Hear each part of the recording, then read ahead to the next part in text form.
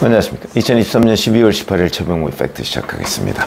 김건희 여사 명품백 이 논란이 있습니다. 이 명품백 논란은 그 인터넷 매체죠. 서울의 소리 백은종이라는 사람이 대표고, 그 다음에 최재형 목사라는 사람, 북한을 넘나들었다고 하는데, 그 최재형 목사라는 사람이 이제 12월 6일 윤석열 대통령 부부를 청탁금지법 위반 등의 혐의로 이제 대검찰청에 고발하면서 이제 시작이 됐고, 이 그 명품백을 건네는 장면은 이미 11월 27일에 서울의 소리가 공개한 적이 있습니다. 제가 지금 그 공개한 그 영상을 그 썸네일에 올려놨는데, 이거죠. 이제 김건희 여사가 그 윤 대통령 취임 후인 2022년 9월 13일, 그러니까 취임 한 5달쯤 지나서네요. 최 목사로부터 300만 원 상당의 크리스찬 디올 명품 가방을 선물 받았다.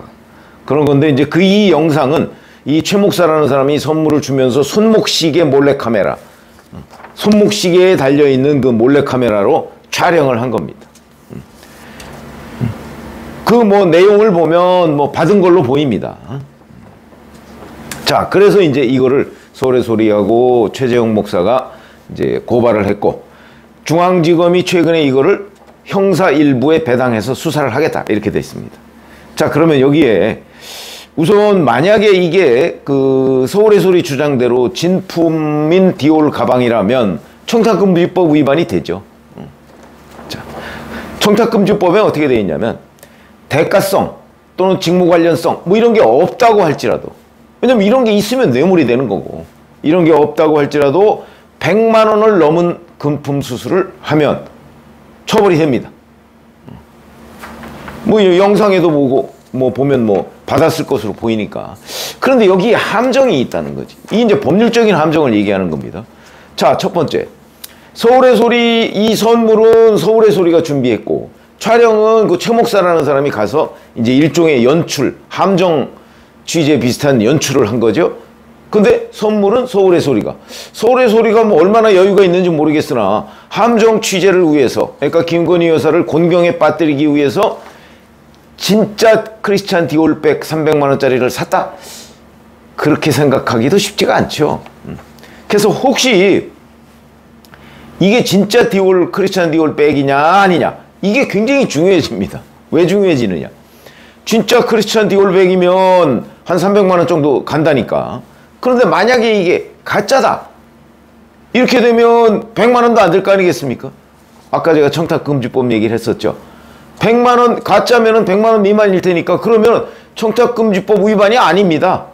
100만 원 미만짜리는 법률적으로 보면 받아도 무관한 거니까, 처벌이 안 되는 거니까. 이게 첫 번째. 이렇게 되면 검찰에서 수사하고 크리스찬 디올 그 명품백이 진짜냐 가짜냐 해서 만약에 가짜로 판명된다 그러면 무혐의 처분해버리 수밖에 없습니다. 처벌이 안 되니까, 법률 규정에.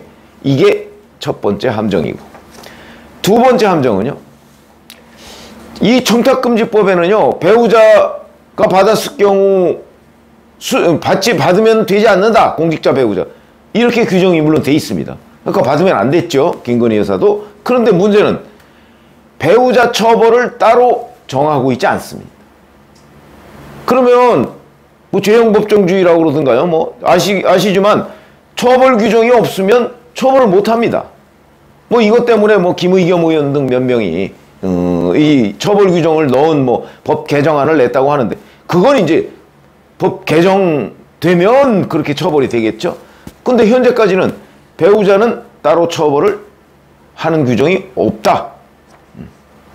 그런데 공직자의 배우자에게 금품을 준 사람, 이 사람은 3년 이하의 징역 또는 3천만 원 이하의 벌금에 처한다, 이런 규정이 있거든요. 그러니까 서울의 소리 대표라는 사람하고 최 목사가 고발을 했는데, 만약에 그게 진짜 명품이다 이러면은 김건희 여사는 처벌을 받지 않고 고발한 서울의 소리 대표와 최 목사는 처벌을 받는, 아주 상황이 묘하게 되는 거죠. 그런 일이 벌어질 수 있다는 게 현행 법 규정에 보면 그렇습니다. 법률적으로 그렇다는 말씀이죠. 이렇게 되는 거고요. 자, 또 이제 이 수사의 세 번째 함정.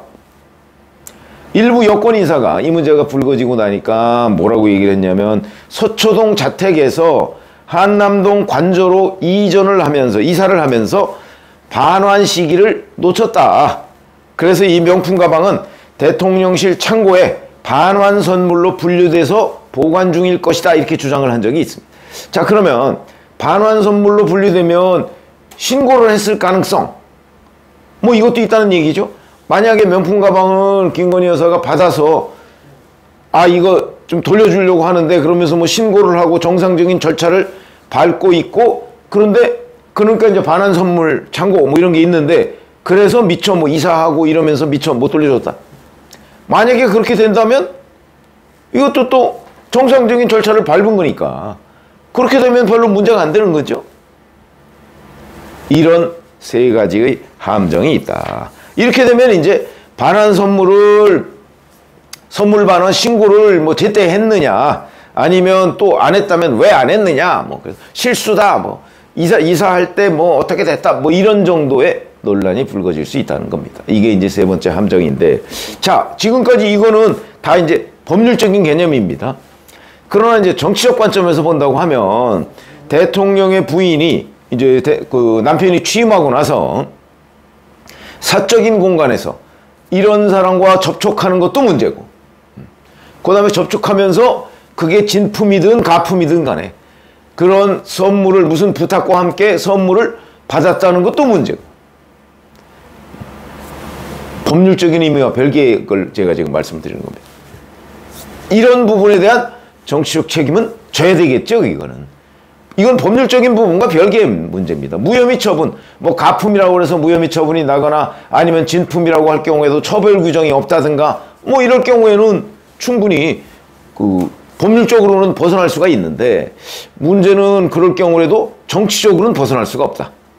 그러니까 그럴 경우에도 김건희 여사 본인이나 아니면 윤 대통령이 대신하거나 뭐 이 부분에 대한 사과와 재발 방지 뭐 이런 것들은 충분히 표시해야 된다.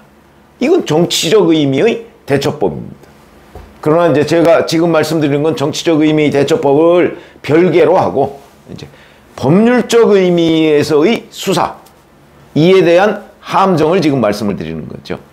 그래서 뭐 이럴 수도 있습니다. 만약에 이게 뭐 진품이다라고 하면, 자, 지금부터 배당해서 수사를 시작하면 뭐 총선 전에 한 석 달 남짓인데 총선 전에 뭐 수사가 안 끝날 수도 있고, 안 끝나면 또 민주당에서 이런저런 공격을 하겠죠. 뭐 일부러 뭐 뭉갠다 뭐 이렇게 공격을 할 텐데, 글쎄요, 공격을 할 경우에도 그 이재명 대표가 뭐 수사 재판 이런 거를 뭉갤 때는 언제고, 김건희 여사 수사 뭐 시작된 지 얼마 되지도 않았는데 왜 안 끝내냐고 뭐 공격하는 것이 얼마나 효과가 있을지, 뭐 그거는 좀 미지수이긴 하지만 그런 공격은 많이 받을 것으로 보이고, 어차피 김건희 특검법에 이 명품백 이것도 넣자 뭐 이런 주장도 민주당 일각에서 지금 나오고 있습니다. 김건희 특검법이라는 거는 내일 모레 22일인가요? 22일부터는 본회의에 그 상정할 수 있도록 돼 있고 28일 본회의에 아마 표결에 붙여질 것으로 보이는데, 뭐 그 전에 저는 늘 협상을 통해서 해결하라 이런 주장을 펴왔습니다. 왜 그러냐면 이 부분에서는 뭐 워낙 숫자상으로 국민의힘이 밀리기 때문에 뭐 이걸 저지할 방법은 없고, 그렇다고 해서 뭐 그냥 거부권 행사하면 돼 뭐 이렇게 하고 넘어갈 사안도 아니다. 왜? 한국갤럽 조사에 따르면 우리 국민의 70%가 김건희 특검법에 찬성하고 있는 것으로 나와 있습니다. 자, 그렇다면 국민의 70%가 찬성하는 것을 대통령이 거부권 행사로 그냥 뭉개버린다. 어마어마한 정치적 부담을 져야 되거든요. 뭐 거의 이 정도 되면 국민적 저항이 있다 이렇게 그 말을 해도 크게 틀린 게 아니다 싶으면, 그러면 이거를 정치적 부담을 줄이는 방향으로 해결하는 게 현명한 방법이지, 그냥 내 거부권이 있으니까 거부권 쓸 거야 이렇게 돼서는 총선에 아주 악영향을 끼치게 될 것이다. 그 뭐 제가 한 차례인가 뭐 말씀드린 적이 있는데, 그건 뭐 여러 가지의 그 타결책이 있을 수 있습니다. 어차피 민주당이 이거를 뭐 총선 앞두고 정치적으로 이용하려고 하는 거 아니겠습니까? 그렇게 되면 총선 앞두고 정치적으로 이용하지 않는다는 민주당의 그 보장을 받고 대신 특검법을 받아들이되 뭐 총선 이후에 특검을 실시하는 방법. 뭐 그렇지 않고 민주당이 당장 하자 이 얘기는 총선용으로 이용하겠다 이거 아니겠습니까? 그럼 뭐 민주당이 이걸 공표하고 총선용으로 이용할 테니까 빨리 지금 당장 합시다. 그러면 뭐 결국 수사의 목적이 있는 게 아니고 선거에 이용하는 데 목적이 있기 때문에 그렇다면 대통령이 이런 수사를 정치에 이용하려고 하는 거는 거부해야 마땅한 거죠. 그렇게 될 수도 있고.